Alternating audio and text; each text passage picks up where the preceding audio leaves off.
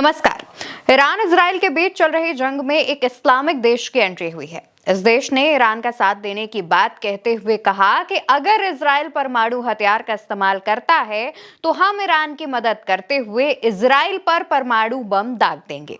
Islamic revolutionary guard corps के general और Iran के राष्ट्रीय सुरक्षा परिषद के सदस्य मोहसिन रेजाई ने कहा, पाकिस्तान ने हमें कहा है कि अगर इजराइल परमाणु मिसाइलों का इस्तेमाल करता है तो हम भी परमाणु हथियार चलाएंगे। जी हाँ, ये इस्लामिक देश कोई और नहीं बल्कि पाकिस्तान है, जो कि इजराइल की मदद के लिए आगे आया है। दूसरी तरफ मोहसिन रेजाई ईरान के एक बड़े अधिकारी हैं। उन्होंने मीडिया चैनलों से बातचीत के दौरान इस बात का जिक्र किया है।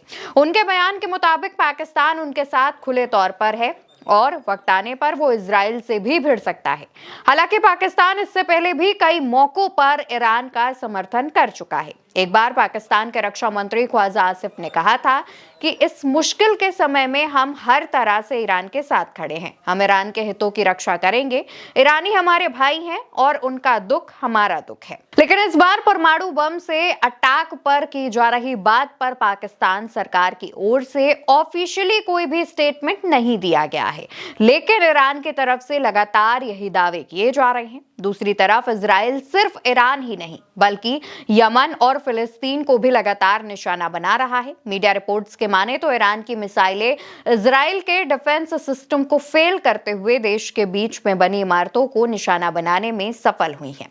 इस वजह से इजराइल कहीं परमाणु हथियारों का इस्तेमाल जंग के दौरान ना कर दे, इसलिए ईरान और उसके साथी देश पहले से ही तैयार हैं। हालांकि इजराइल के हमले के बाद से ही ईरान लगातार इजराइल को इसका करारा जवाब दे रहा है। मीडिया रिपोर्ट्स के मुताबिक ईरान ने इजराइल में Rafael advance defence system company पर भी मिसाइल से हमला किया। ये कंपनी इजराइल की एक डिफेंस टेक्नोलॉजी कंपनी है जो इजरायली आर्मी के लिए नए हथियार और टेक्नोलॉजी डेवलप करती है। हालांकि अभी तक ये पता नहीं चला है कि हमला कंपनी के मेन हेडक्वार्टर पर हुआ है या उससे जुड़ी किसी ब्रांच पर, लेकिन जैसे कि दावे किए जा रहे हैं वो दावे भयानक साबित हो रहे हैं इजराइल के लिए, क्योंकि इजराइल ने जब ईरान पर अटैक किया था तो वो इस बात को लेकर के निश्चिंत हो गया था कि ईरान इसका जवाबी हमला देगा।